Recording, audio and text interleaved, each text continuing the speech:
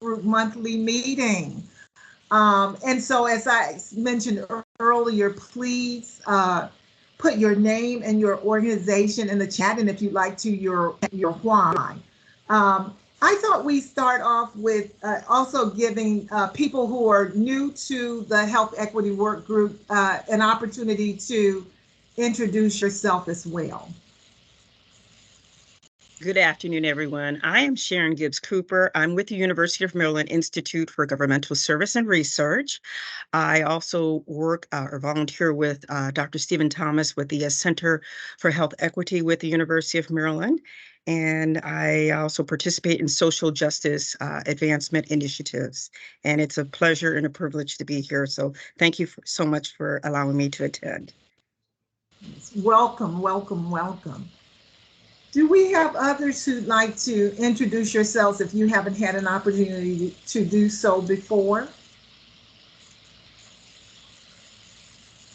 Any other new folks? Good afternoon, everyone. Can you hear me? Yes. Yes. Okay. I wasn't sure. I'm also driving, so I wasn't sure. Good afternoon. My name is Tammy Oshioye. I am the Director for Community Health Improvement with Luminous Health.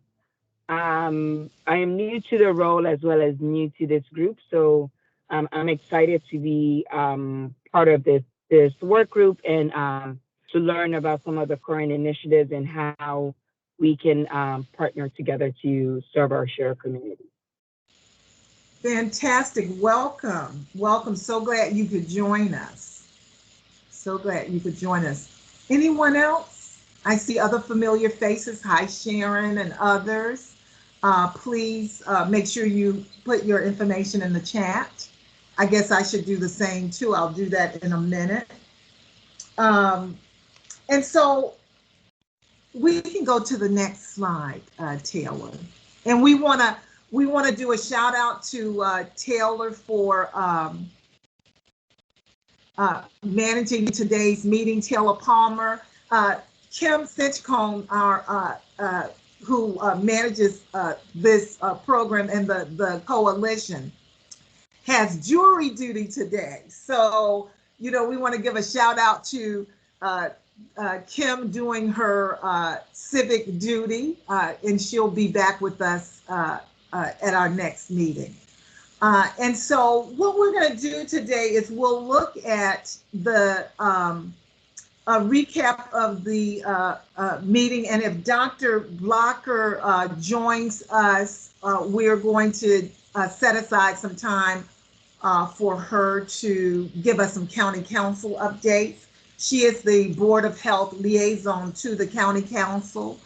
And then we will look at the Health Equity Champions program that we're really excited about, and the work that we're doing with the Health Equity Champions program. We're going to focus in on some activities with that, and Taylor is going to facilitate a discussion around that, and then we'll talk about some of our community announcements. Taylor, I want to make sure we show the slide that shares our vision. And I always like for the new people, and just as a reinforcement for us to always know, this is what we're about, right? This is what the Health Equity Work Group is about. And that we want to ensure that Prince George's County is a place where everyone has equitable access to achieve their full health and wellness potential, regardless of race, color, religion, country of origin, immigration status, class, age, disability, sexual orientation, gender identity, or health literacy skills. We don't read this every time, but sometimes we just want to reinforce what is very much at our core in terms of our values. We can go to the next slide. And so in our August meeting, we talked about our Health Equity Champions program and gave some updates on our Health Equity Champions program. And I believe it was March, we submitted to students at the Terrapin think tank at the University of Maryland. We submitted our kind of our overarching aims and goals related to 4 modules that will focus on the Health Equity Champions program for the work that we're doing. And we gave an overview of that and passed that on to the students at the Terrapin Think Tank to develop lesson plans around this program so that we can begin to take those concepts and ideas and questions that we had and share and look at ways that we can actually realize and implement the lessons for those particular modules. And so I just want to give a shout out to the Terrapin Think Tank students and Yi-Ting Lin, who did a fantastic presentation at our last meeting. And we're going to focus some later in this meeting on the lesson plans as well. So yes, yay! I like that, Caitlin. TTT rocks. Yes. And then we talked some about our strategic plans and our primary goals as we look at what we're going to focus on as a work group for the next 3 years. And so, you know, certainly overarching and as part of that are looking at ways that we can promote and advocate for health equity for all in Prince George's County. And so we really, you know, what we've been about these, since I've been a part of this work group for quite a number of years and the Prince George's Health Action Coalition for now about 10 years. And I'm going, I didn't realize it existed for 10 years, but in terms of the general overall coalition. And what we really want to do is look at not just talking theoretically, but looking at how can we actually implement and be a conduit, a supporter of community members in championing and advocating for what it is they need, we need related to ensuring health equity in the community. And so that is one of our primary goals. And then certainly we want to foster an inclusive healthcare opportunities and representation to, again, address health disparities and health inequities. And so what we are going to do, again, is we'll focus in on the lesson plans. And then in our October meeting, we'll come back to some additional discussion about our work plan or our strategic plan. So that kind of captures the essence of our last meeting. We can go to the next. And I want to just pause a minute and ask Zerksazer if you want to make any comments. Zerksazer, again, is the co-chair. And I know she may be driving. Zerksazer.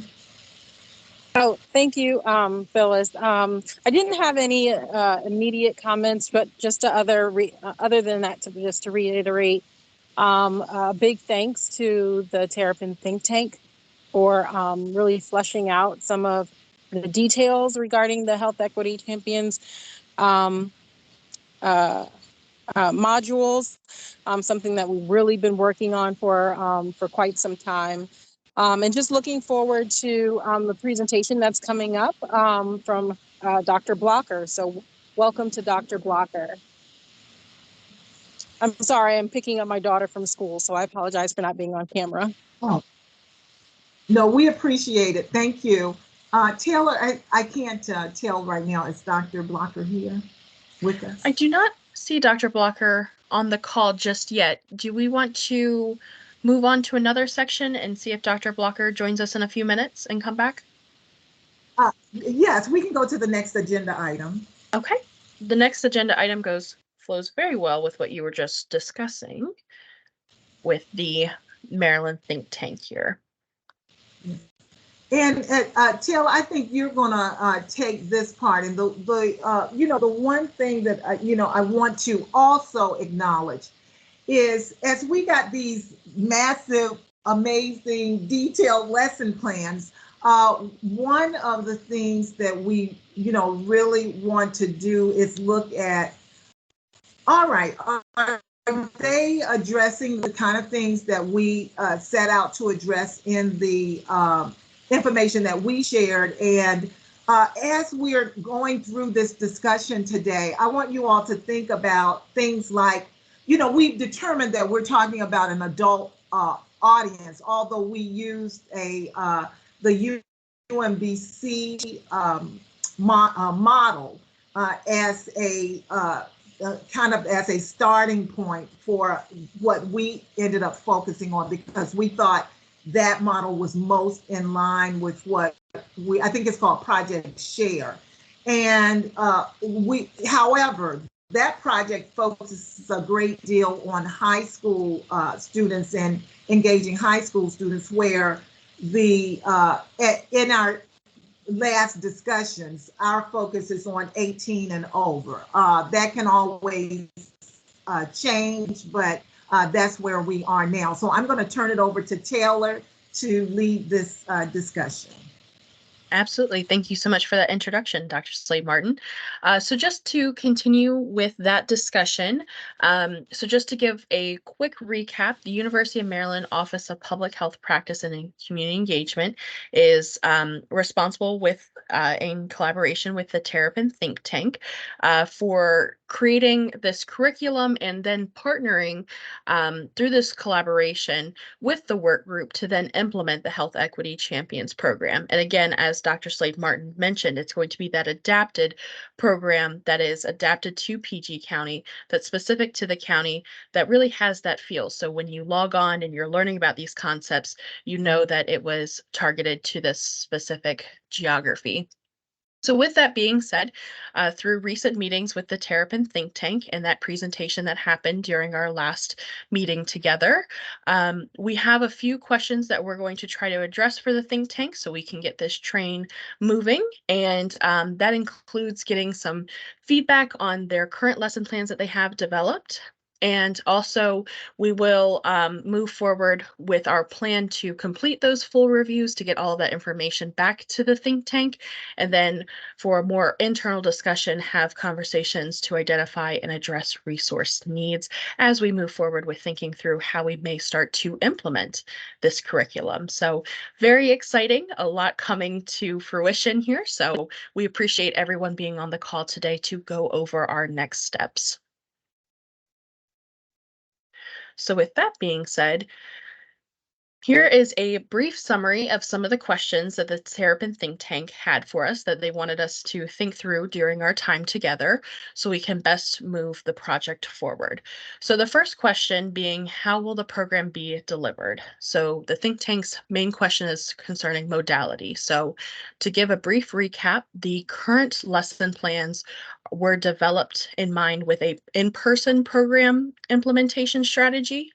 But they would like us to think about what would be most feasible in PG County. Would it be most likely to be virtual, in person, or would it be pre-recorded with a facilitator that can then be housed on a source that folks could visit for months ahead, and that material could actually be continuously updated through a UMD server?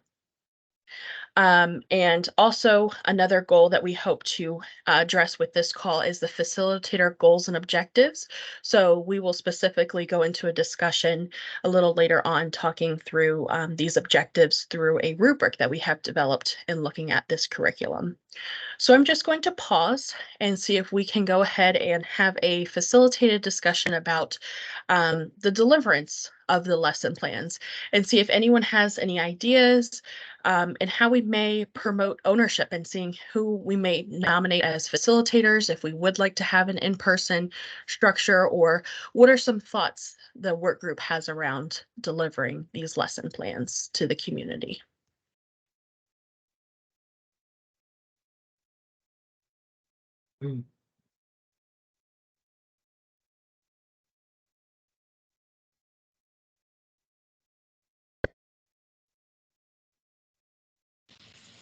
I guess I can, say that I think as we, and reflected in some of the information that we sent forth earlier, I believe that we suggested, again, it's not in stone, but there was some mention of considering hybrid. And so there might be a possibility of some in person and then some virtual. So, but I want to make sure our participants today kind of give your thoughts and perspectives on, and maybe what would be helpful, Taylor, if I back up and share a little bit more about the Health Equity Champions program. The Health Equity Champions program is a program intended to provide workshops and opportunities for discussion for community members. People don't have to be in the health arena, the health profession, but kind of grassroots community members or and other people who work and live within the Prince George's County community. And the idea is to build a cadre of individuals who will serve as advocates related to issues around health equity. And so, for example, one of the reasons some of this was born out is that as there are issues that may be legislative, for example, or lead to legislation, there would be people who are trained in advocacy, for example, or public speaking. And so there would be, again, a cadre of individuals who go through a training program and engagement with facilitators. I hope that kind of sheds a little bit more light.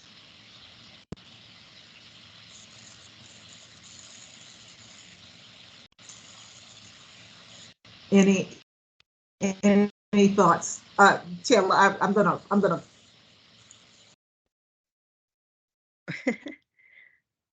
Well, I have to agree. This is Sharon Gibbs Cooper. I have to agree with the hybrid approach. It makes it more accessible because not everybody can go into a in-person forum. But when you speak about an in-person forum, are you looking at a town center, a community center, informal settings, like somewhere, like for instance, in barbershops or health centers? Where exactly, when we talk about in person, are we looking at? What does that look like?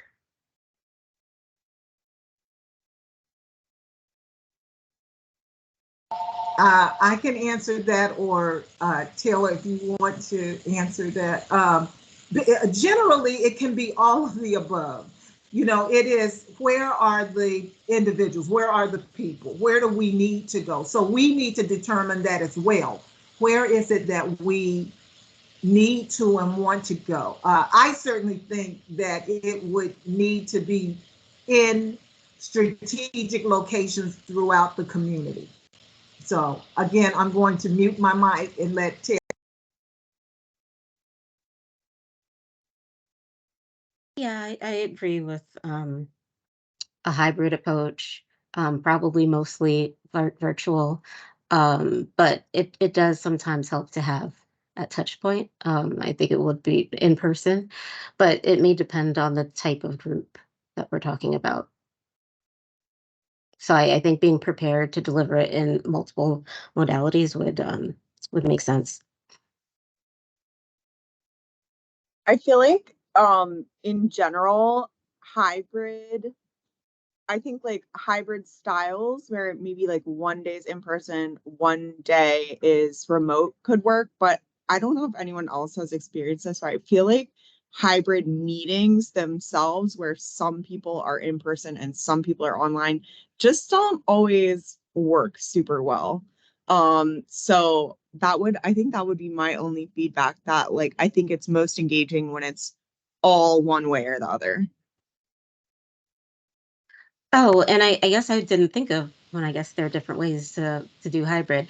And I was not proposing what you've experienced, what you were just describing, Caitlin, because I Okay. have had Yeah, I didn't think horrible so, but experiences as well. yeah. I was thinking, today, Tuesday, everybody's meeting. Tuesday, Wednesday, Thursday, everybody's meeting virtually, and Saturday we get together for discussion. Or that has been more helpful. Not some people are in person, some people Yeah. are virtual. Yeah. And I think Maybe that's it what I could, was, Caitlin, that is what I was suggesting as well. Yes, I know what you're saying, but we've been in many situations in which it's like the technology does something, so yeah, so that is kind of what I think we were all thinking, is that it would be as Christine is describing, that the first meeting might be in person, and then there are opportunities to do virtual. But yeah, it wouldn't be necessarily that combination. Although I think I think the coalition has had hybrid meetings. Caitlin, you would know how those went or not. But yeah, that's kind of the way what I was suggesting. I don't know if others have thoughts on that. yeah, no, that sounds good. And I think, I mean, the coalition has done it well, but I just feel the engagement is sort of more uniform, whether it's either all online or all virtual. But it sounds like that's what we were talking about anyway. I really like that idea of a in person as the first one, so they could kind of like get to know their instructor and their cohort in person. That seems like a good idea.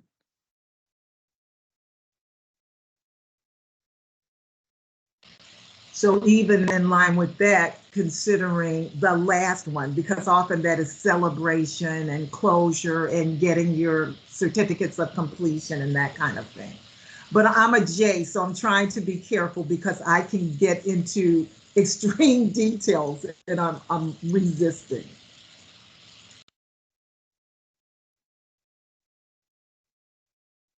I Look, just, I'm going to call. Oh, okay, I, go on. oh, I just wanted to say that if you do pre-recorded with a facilitator, you have an opportunity to do a couple of things. One is Michelle brought up the issue of, is this going to be available in other languages? And if you do some pre-recorded stuff, it's probably easier um, to do it in, one or more languages over time.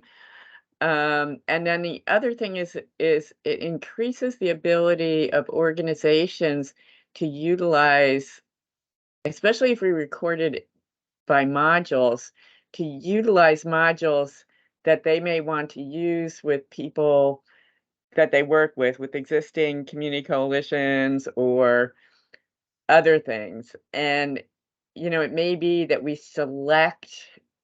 selectively pre-record some of the modules to make them available for use by other people.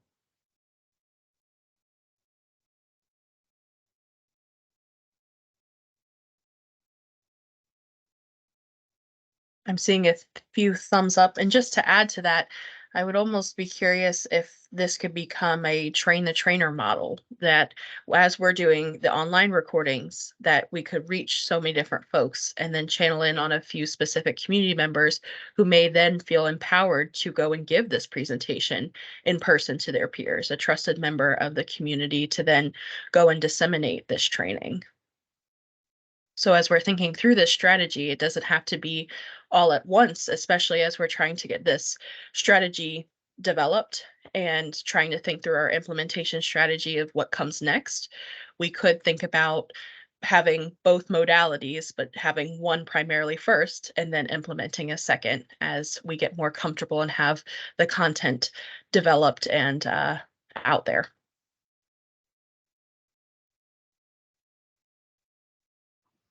Hi, this is Michelle Blunt. May I share an experience that I had with a curriculum that was similar to what you're proposing? Um, the program incorporated both a live presentation where people could join live if they were available, that was then recorded. And then others who were in that particular cohort could access that video if it's on Zoom or some platform that's easily accessible. And then and I'm not sure if you're that far down because you do have goals and objectives, if there is a quiz or if there is a test or some other deliverable, there would be a timeline that everyone who was engaged during that week would complete it by a certain deadline. So it was a combination of the two, and it was based on the schedules of the individuals to complete the module within a specified time frame. I found that to be very helpful. And this was a program I participated in out of Florida. And so people were coming from all over the country. So I thought that was very helpful. And then because the sessions are recorded, you can view them at a later date, even after the program is done, if you want to kind of get a refresher. So those are my thoughts about what has worked previously for me.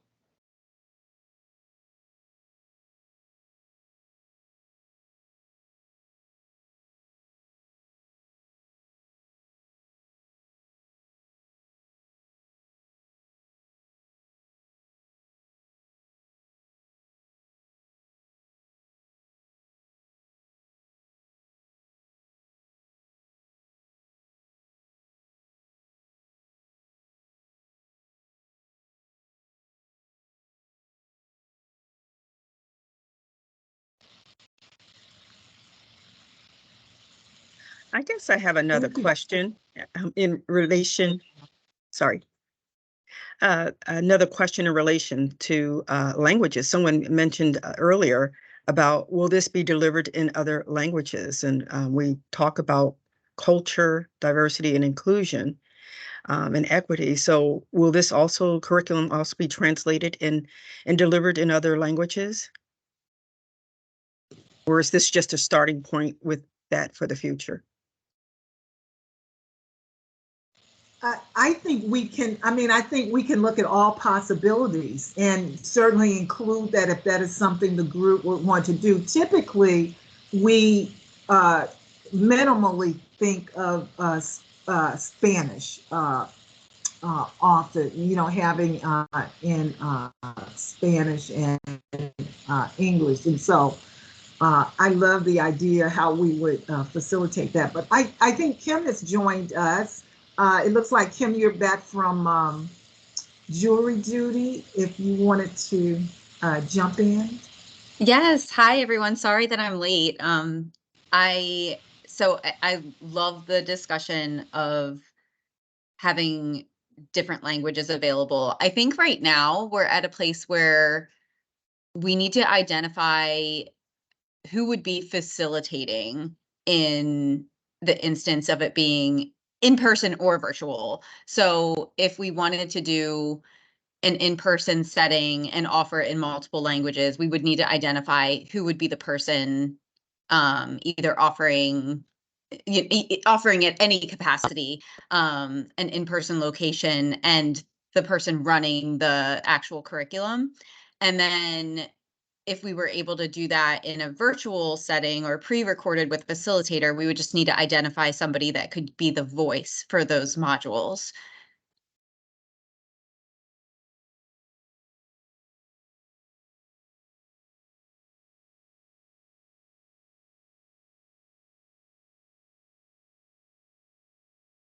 Because I think my understanding from the conversation with University of Maryland, and I'm sorry, I didn't catch if you all talked about that too much yet, but was that they would be able to help us bring the materials together and possibly be a place to house things once they're created, but they wouldn't have the capacity to do the actual facilitation of the program.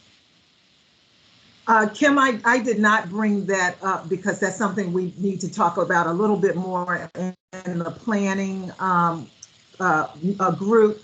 But I will say this much is that I think in terms of our focus right now on the lesson plans, and then at some point we'll have some discussion about how we move the program forward into implementation.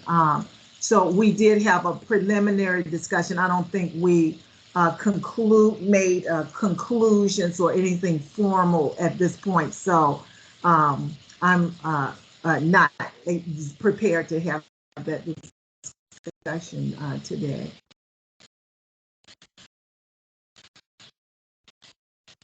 But working through that, I think the point that you made is very good in terms of language and who would facilitate if we look at multiple languages, certainly.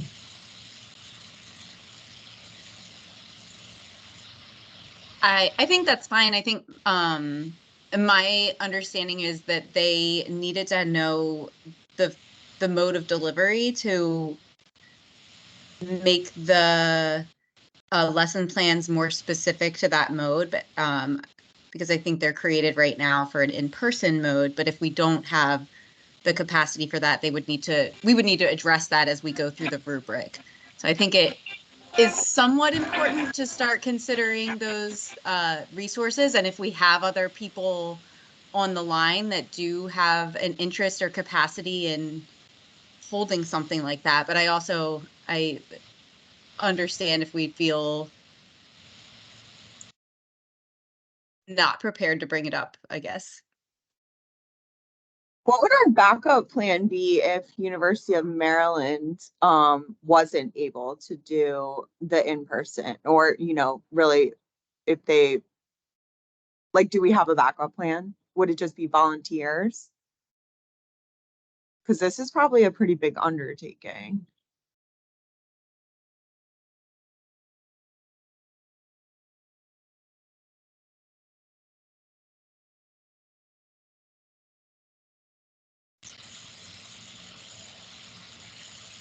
Without making it complicated, Caitlin, I think we're not quite there. One of the things that I will minimally say is I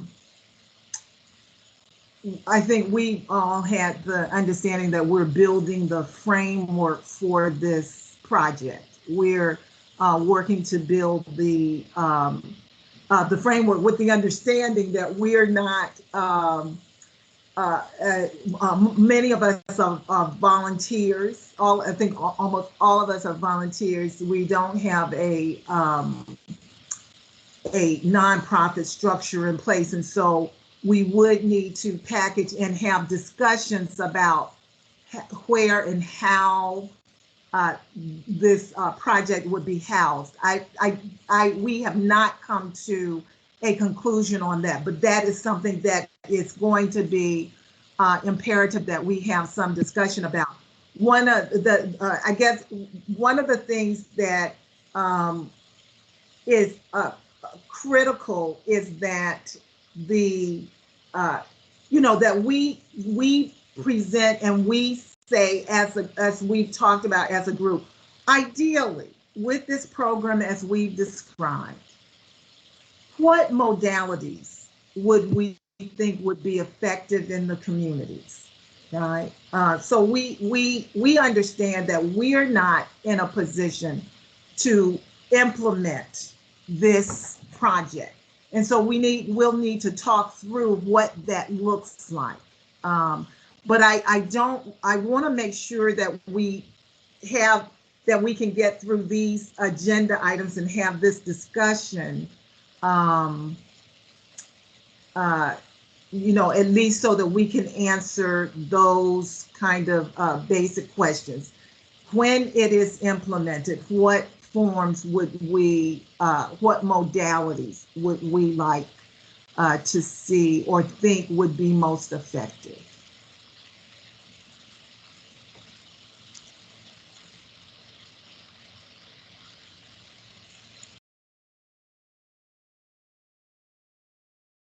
And we did have a hand earlier from Dr. LaRue. Did you have something that you wanted to add? Hi. Yeah, no, I think to Kim's comment, we do have the language capacity. I'm just still learning about this program, and I apologize, I came in a little bit late. But we at CASA do a robust amount of community outreach and programming in both Spanish and French. So if there's opportunities to learn more about this program and maybe see how we can support it, let me know.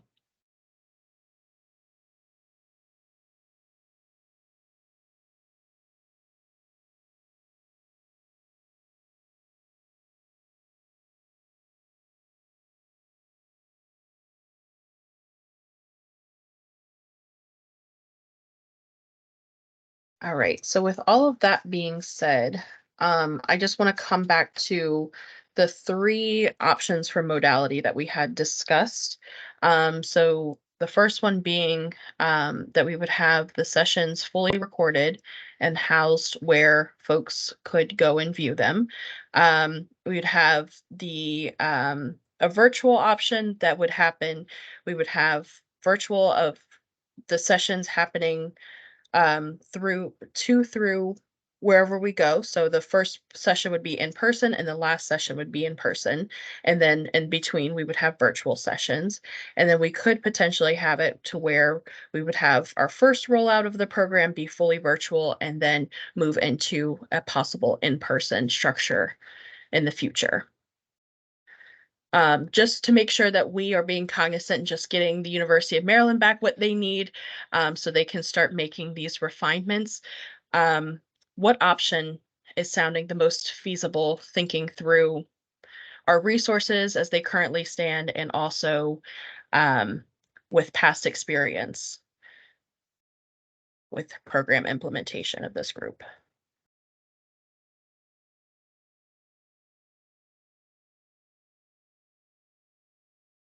I think it makes a lot of sense, like, to use, if we have, our brilliant academic partners willing to house it on their platform in a volunteer capacity. That's a pretty big offer and resource. So, I mean, I think, and it would potentially create like a permanent resource that we could drive people to while we work on the in-person strategy, if we wanted to launch that, which might be a little bit more, would require space and a facilitator and like possibly the resources that go along with that. So maybe we'd have to apply for a little grant or something like that. So I don't know, that's just my initial thought. And I'm going to try one more time and just say, it's not a done deal, right? What we want to make sure is that hopefully, fingers crossed, we will get there. There are a number of things that we need to do in preparation for making this, for solidifying agreements with whoever wherever the program lands, right? And so I just want to say, I know that in earlier meetings, I may have been under the impression that that was a done deal. I just want to be very careful to say, yes, the Terrapin think tank students have done a fantastic job. We want to, we're and at this stage, we want to be clear on what is it that it's very kind of straightforward. What is it we want this to look like? We want this, and this.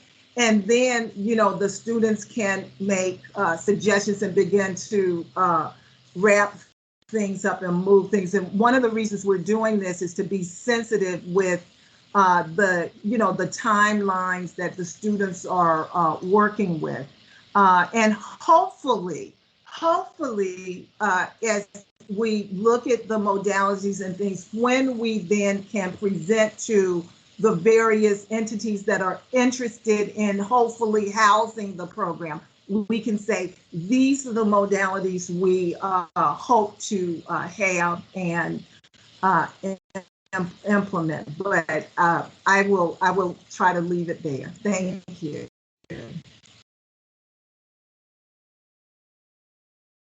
So just for clarification, so are we saying that we want to do the pre-recorded with the facilitator first and work on the virtually live, providing we can recruit facilitators? And I think what we mentioned was record it. If we do virtually live, can we record so that people can go back and listen to it? And this is just a technical question that shows my ignorance. If you do a live virtual recording, do you get the discussion part if there are people in discussion?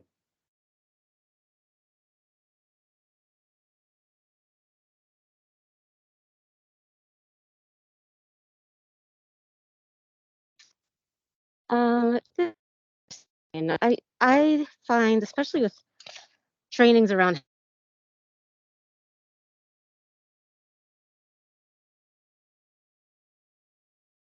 Sorry, Christine, I don't know if it's just on my side, but your audio is cutting out. Yeah, I think we lost you.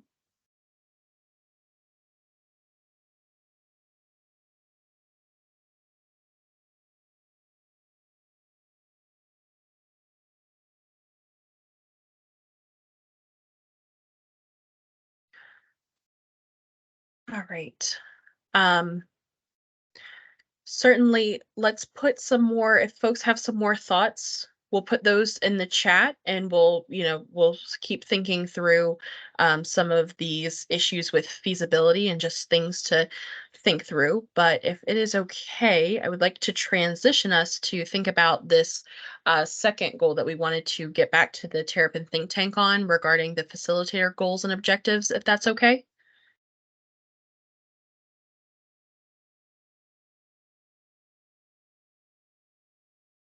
Okay.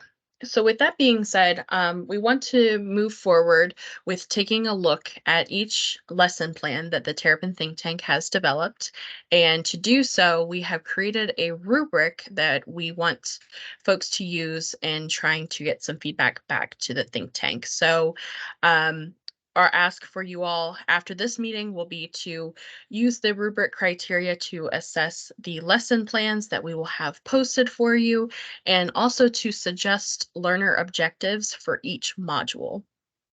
So with that being said, I'm going to show each module has a corresponding rubric with criteria, and we have some measurements here that we will specify. We will specify this Likert scale in the medium that we use to get the survey out. We are currently thinking about SurveyMonkey, and so it'll be very clear what the 1 means through the 4.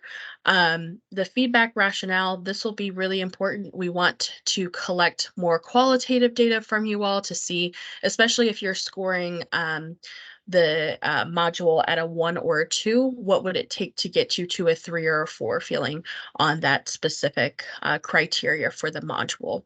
So with that being said, I have posted the modules in the chat, but we were just curious. We want to go ahead and finalize this rubric on today's call so we can get this sent out to you all, preferably by tomorrow, to start collecting feedback. But are there any edits that we need to make as we look through these rubrics? And I'll flip through all 4 rubrics that correspond to each module.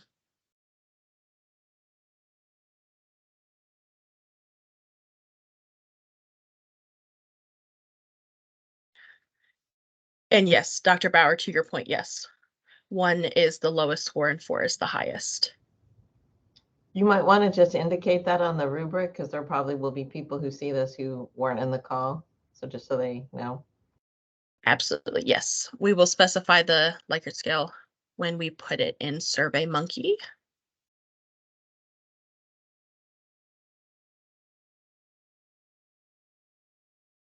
So if people want to provide like, links to other things or kind of provide a more extended commentary on things, will they be able to do that within SurveyMonkey, or will there be, or maybe just an open-ended box at the end? Or are there going to be, essentially, are there going to be character limits, and are you looking for really brief comments, or like what happens if somebody has like a more extensive comment about a section?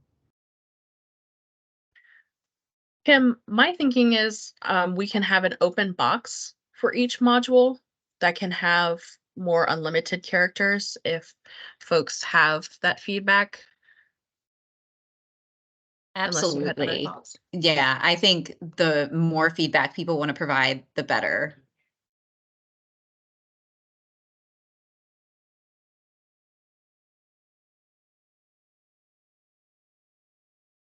And also all of these open-ended responses here to give some justification to your scoring. We can also make those unlimited characters as well. So folks can feel free to either integrate their feedback in the specific criteria columns, or if it's more general, we'll have those general boxes at the end of each module rubric. Hi, Taylor. I'm so sorry if I missed this. The criteria 1, 2, 3, 4. I know it was fleshed out, or we actually had it written out on the version that we saw earlier. But maybe it's my screen since I'm mobile. But is the criteria on the rubric, like the Likert Yes. scale criteria? Okay, because I just see 1, 2, 3, 4. Yes, it will be. It's just Oh, okay. with this version that I have here showing, Got but it. yes. Okay, thank you. Is there going to be an overall sort of global? So I think it's module by module is really important to get into those details. But you might want to have something that allows people to say like, okay, does this whole collection, does this as a package really accomplish our objective of explaining health equity and giving people actionable information about what to do about health equity in their communities? Because that might not happen at the individual module level or like on topics within a module, but you want to make sure that even if people maybe only take one module or two modules, that they still walk away with a clear understanding of health equity and what they can do about it.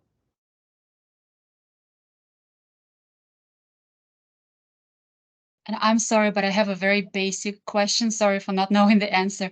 Is this meant for the actual participants to rate, or is it like our current feedback to what is being proposed? Sorry, I'm not 100% sure. Thanks. Oh, no, I apologize. To clarify, so this rubric is getting sent out to everyone on this work group. And what we're asking for, we have the lesson plans that were developed by the Terrapin think tank. And we're going to send out those lesson plans with this rubric and ask the group on this call, and also those who couldn't join us today, to rate the content before we move forward talking through implementation strategies in depth. Yeah, and so that's why I made the comment I did. Is it Anna? Is that Anya? Anya. Anya, who said that? Yeah, because that in terms of the work group's assessment, that these modules collectively accomplish the goal of explaining health equity and giving people actionable things to do about it. Because we can put people through a lot of different kinds of trainings, right? And deliver knowledge, but it doesn't necessarily mean that they'll walk away from that experience really grasping the concept of health equity, and that there's things they can do at the community level, right? Whoever ends up taking this eventually, right? So I was saying like, we're the kind of key informants or the inside experts. And so it's kind of, I think we should be the ones kind of making sure that the overall modules, package of modules delivers that message about health equity and actionable steps for community members. And I'm sorry to be nitpicking, but what would be some of the examples of socially disadvantaged groups? I mean, I know plenty examples. I'm just wondering, who exactly will fit into that category. because obviously we have negative healthcare outcomes across all sorts of populations in our county. So it's just kind of like sensitive, very sensitive terminology to label somebody a socially disadvantaged group.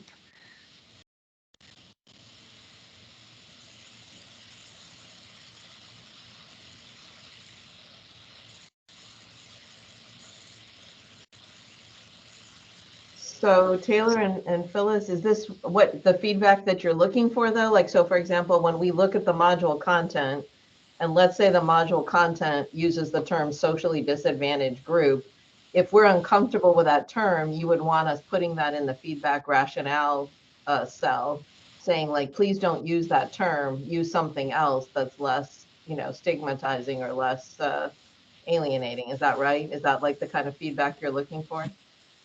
Yeah, and I think again, Kim and Taylor can best address this, Dr. Bauer. So I'm gonna as they develop this. So I will. And I think where I was going. And I think where I was going with it is, for example, we know that in Prince George's County, for example, we have like significant disparities in birth rate for teenagers, right? With our Hispanic residents, kind of like, being disproportionately represented, like in that particular statistic. However, I'm just, like with this example, like, I don't know if you really want to classify somebody as socially disadvantaged. So that's the type of, like example that I had in my mind. Thank you. Yes, and so to that point, so with this rubric, so the feedback that we would want to receive is certainly if you're seeing that language in the lesson plan that you would want to see changed, please do note that as well. But what we're here for, yes, we can change this language on the rubric for our internal use. And then after the call, when folks start to go through those lesson plans, if you're seeing it in the lesson plan, please take note of that. Does that make sense? We can change this criteria to be something that's more applicable to the feedback that we would want to receive.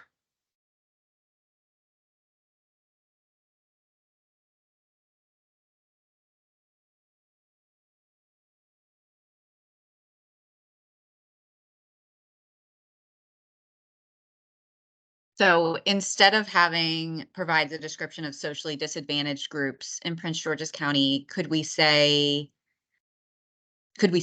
populations impacted by social determinants of health, or how does everyone feel it would be appropriate to capture?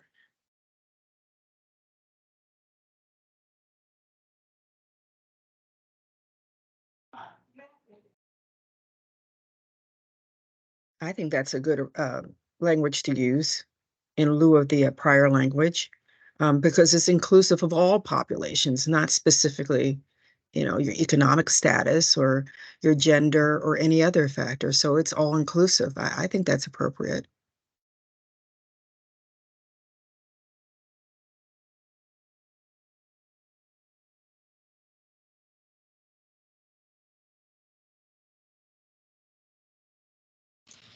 And Taylor and Kim, if I remember correctly, is there going to also be an opportunity for folks to comment and send feedback related to, in addition to what we're doing today, is before the rubric is sent out? I think I saw that you might have people to review and comment.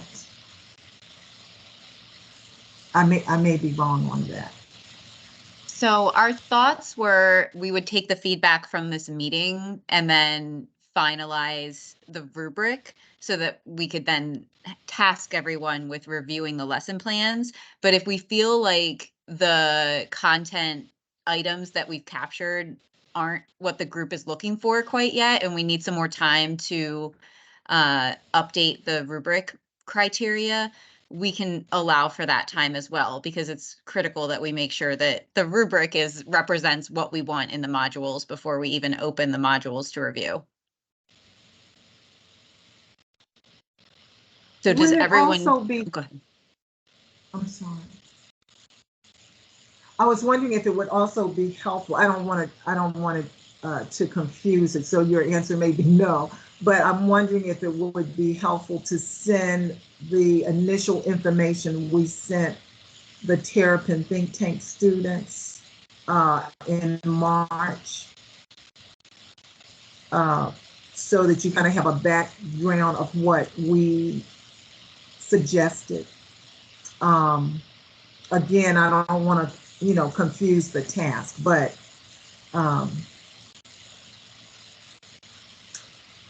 most of the information in the rubric was developed using that as a great. template. Okay. So it might be a little bit repetitive if we send that, I think, but I definitely, if the takeaway is that people need a little bit more time to sit down with this, we could offer a couple more days to go over it. And Taylor just let me know she just had an IT issue and got booted out. So she's working on getting back in so we can pull these back up, or I can try to find them as well.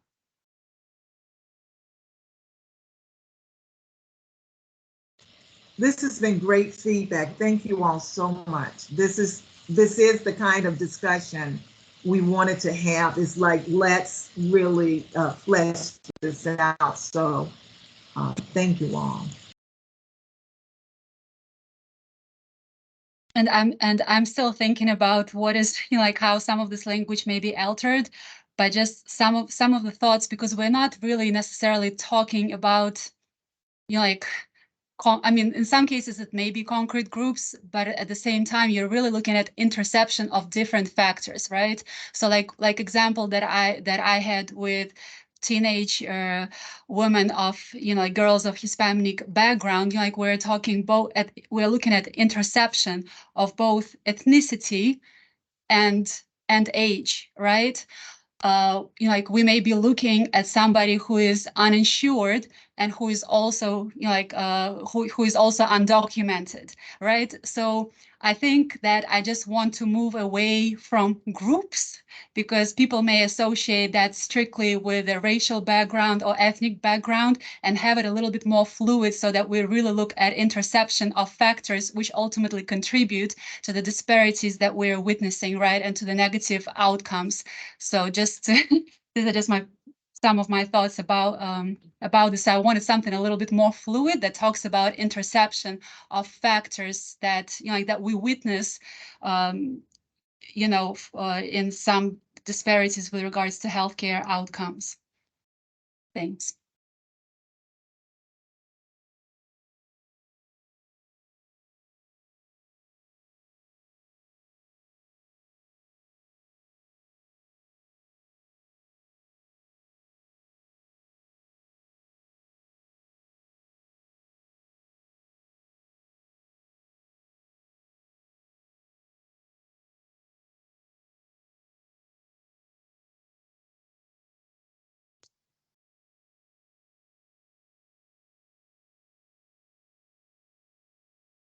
Amber? I just want to make sure, Kim or Taylor, you can. Okay, so we can, I also want to make sure that all of our language is carefully pulled together. So we'll make sure to send out the Word document version again to everyone that's participating, to get additional feedback on the rubric. And if there's a duplication or something that just feels like it's unnecessary to add, we can remove it completely. So if relevance to the community is covered in this, uses language and examples specific to the Prince George's County community, I think that's fine. We just want to make sure that we're pulling all of the content from the modules and making them specific to Prince George's County, I think is the main takeaway here.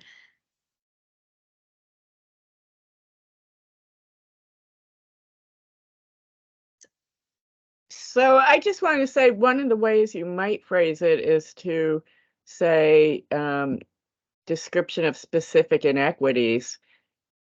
in Prince George's County that are, I think I'm getting at, if you're looking at factors rather than groups and causality, the inequity may not necessarily even be health related. It may be something else.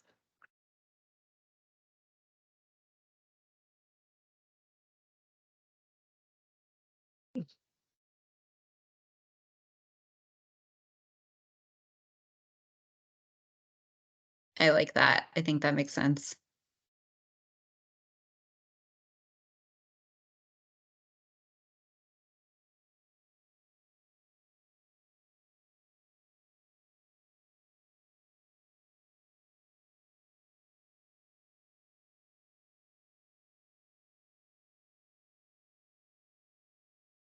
I think Taylor is back on. Taylor, are you back?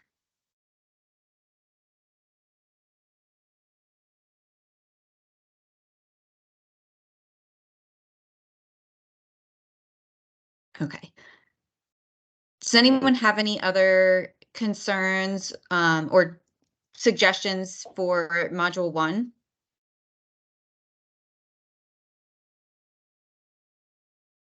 Okay. Moving into quality health information. So some of the content areas,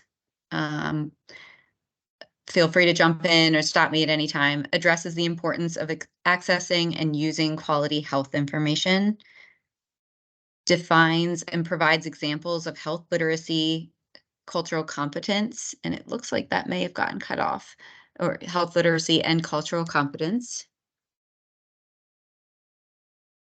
In terms of resource accessibility, provides practical resources and tools for finding reliable health information. So it's empowering the learner to find their own health information, what they need to consider. And then again, includes local data resources. So where can we find information about Prince George's County specifically? It teaches participants how to critically evaluate health information sources. And then for practical application, encourages learners to apply the knowledge gained in real life scenarios. Does anyone have any thoughts on the module around quality health information?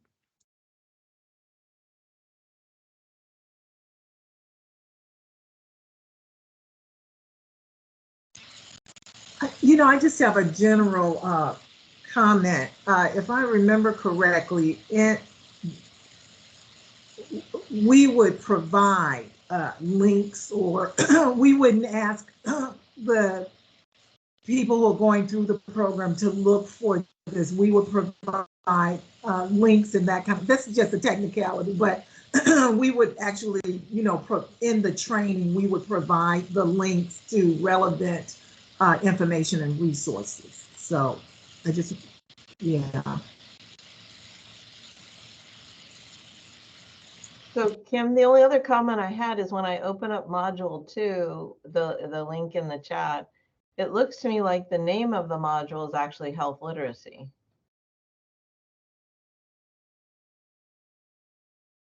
And it looks like most of the criteria here are actually about like only one part of the module. Because there's a pretty large section on health literacy in the module content. Because then module 2.2 is actually called Understanding Medical Terminology, and I don't see any review criteria around that section. And then locating and evaluating health information is 2.3. So it seems, and then 2.4 is actually called cultural competence. So it seems like the rubric isn't quite aligned with the content in the module.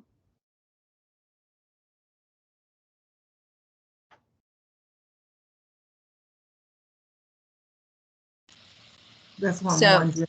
Yeah. So the rubric was created based on the feedback internally from the group to create the lesson plans. Okay. It wasn't Okay. built off of the actual lesson plans that were created, if that makes sense. I Got it. think so. I feel like if the think tank team really took off and ran with something, that'll be great. But we want to make sure that the content provided meets the expectations of what this group sees for a health equity champions work group.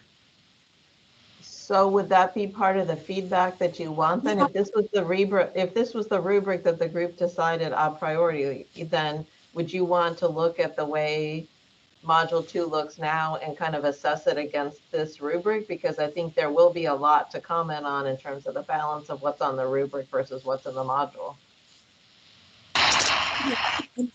Let me say this, is that I would have to go back and look at what we sent previously. I'm almost certain that unless there were changes made in what was originally done, we did focus on health literacy. But we can, that's why I'm wondering, if it's beneficial. Maybe in some iteration, some of that was changed. Nonetheless, I think it's an important point to align with. Again, we built off of those modules in the project share, which I think they use that health literacy language. So we want to, again, I'll take a look at what I thought was final. And we can, if necessary, share that with the group, because that is what the students would have built their lesson plans from. So,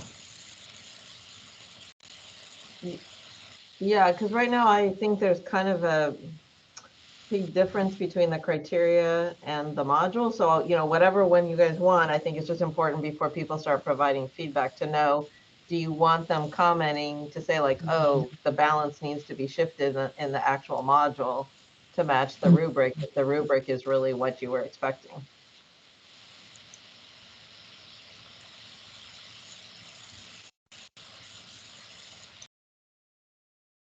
I think Michelle had her hand raised first. Dr. LaRue.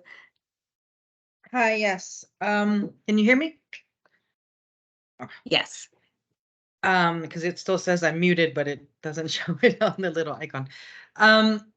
Specifically without looking too deep into the modules, but just looking specifically at the resource accessibility section here, for me, that has a lot of implications around language access that's not directly addressed in any of the rubric pieces here.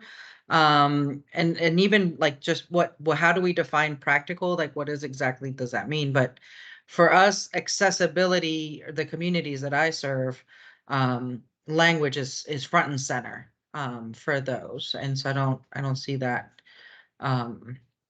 necessarily addressed here. And I don't know if that was just left to be implied or it was an oversight or not addressed.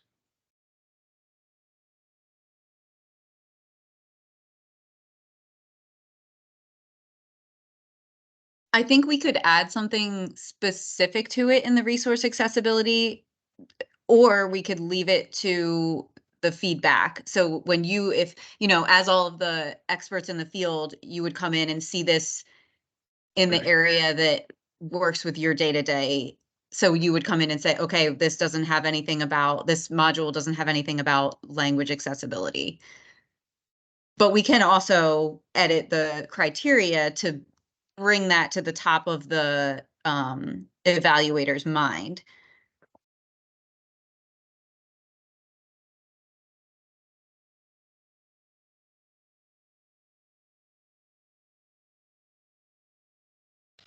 I was just taking a look at the information that we sent, and what we did have was that overarching quality of health information, but the primary emphasis it's on health literacy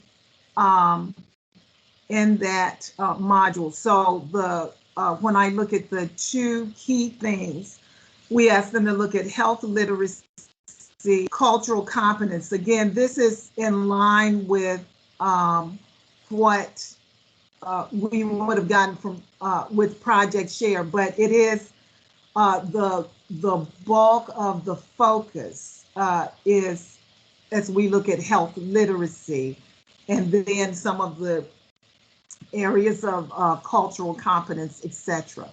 And so that should be, that from that original, that should probably be more explicit as we look at the criteria.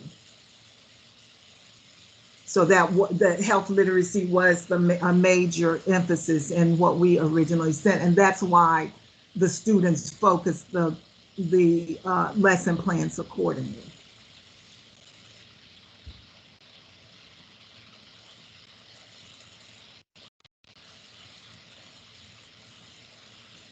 I want to be sensitive to time. We're at 4:45.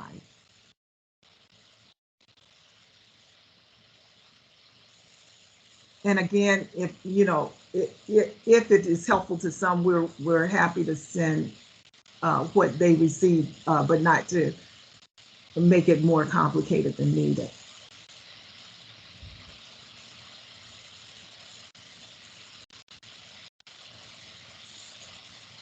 Anya, did you have an additional comment?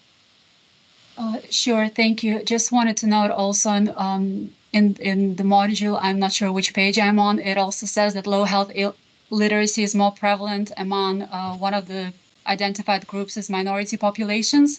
I don't know if, I know that nationally that is definitely the case, but I also know that in our county, like depending on whom exactly you define as minority, our Black and African American alone residents have actually the lowest uninsurance rate out of all the different race categories. Once again, I'm not saying that there are no disparities, but there is just so diversity within certain groups in our county. And just sometimes when people translate national trends onto our county, it may be a little, it all depends on how facilitators present that information, but just wanted to point that out, because we have very diverse outcomes, especially when you start looking at intersection of different factors.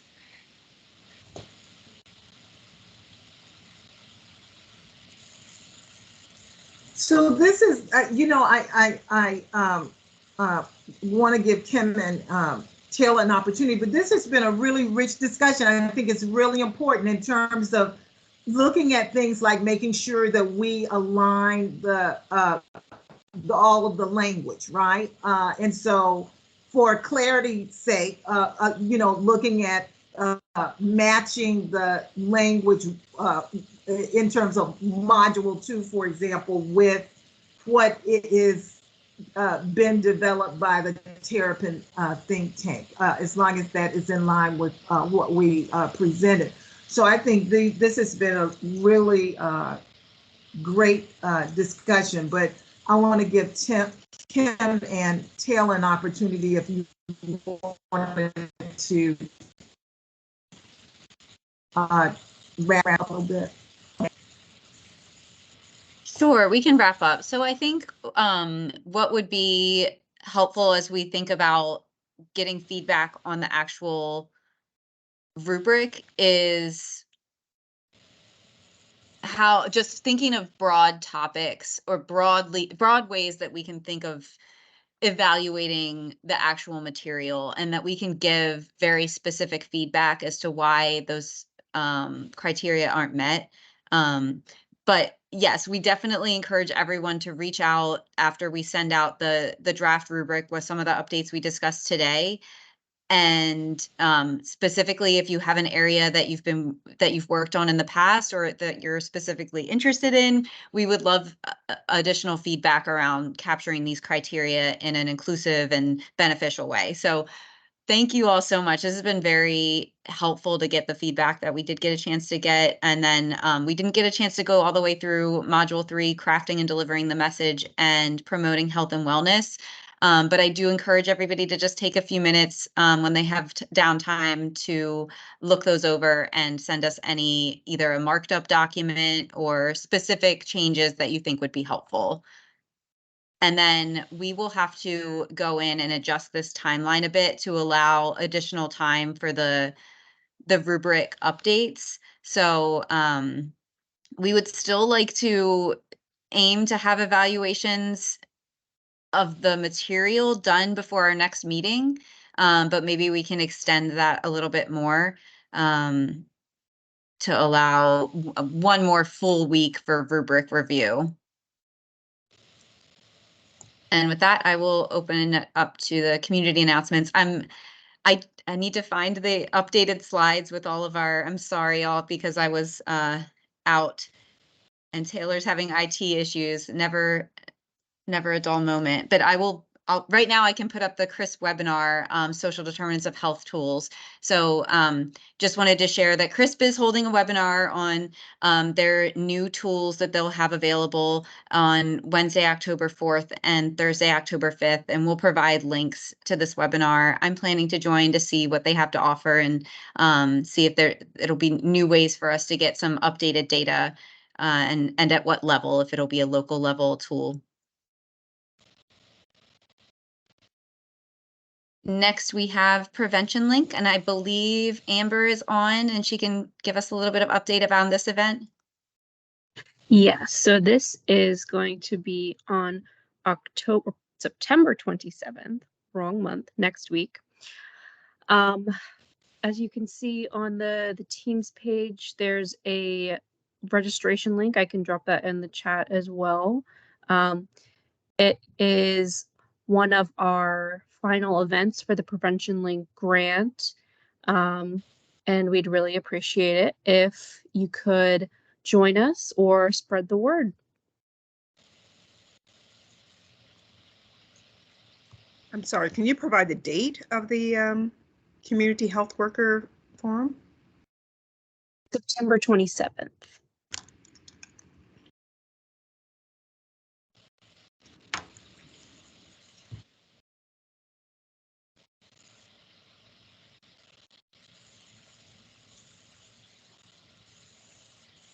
All right, and I know Dr. Bauer is on, so I will let her take the lead for introducing the hub convening.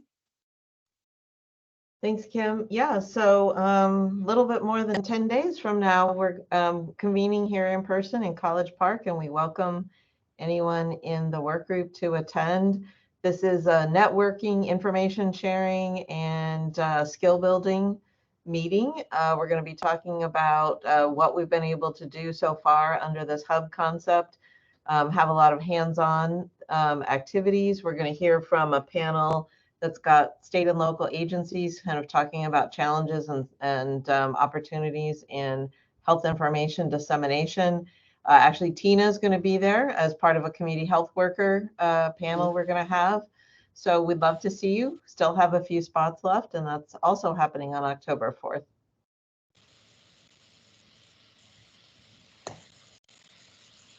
Thank Great. you. And thank you. That's a really exciting program. And then on Thursday, the 28th, Derek Butts, who's president and co-founder of Prostate Cancer Awareness, will be presenting at the Prince George's County Community Advisory Group. This is a collaboration we have with, community, some members of the community have with the Kimmel Center at Hopkins. And so we'll have our featured speaker focus on prostate cancer next week. You're all invited to attend.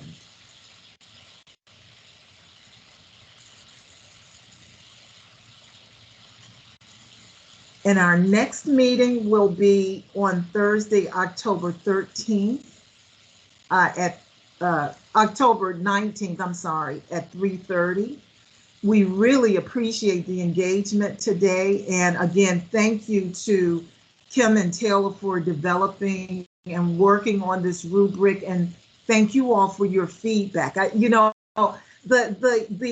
bottom line is that what we do, and as we work through and refine things, it's all about what we can offer, the service that we can offer in terms of health equity and ensuring health equity in the community. And so we will work through and do the hard part here and connect with community members and hopefully have some impact on reducing some of these disparities that we see. So please be candid with us, give us your feedback. Please review the lesson plans. Just your feedback today has helped us so much. And so please give your feedback on the lesson plans or thoughts on whatever we're doing. And again, thank you to the new people who were able to join us today. We appreciate all of you. Thank you. Have a great rest of your week. And thank you, Xerxes, sir. Thanks. Have a good night, everyone. Thank you.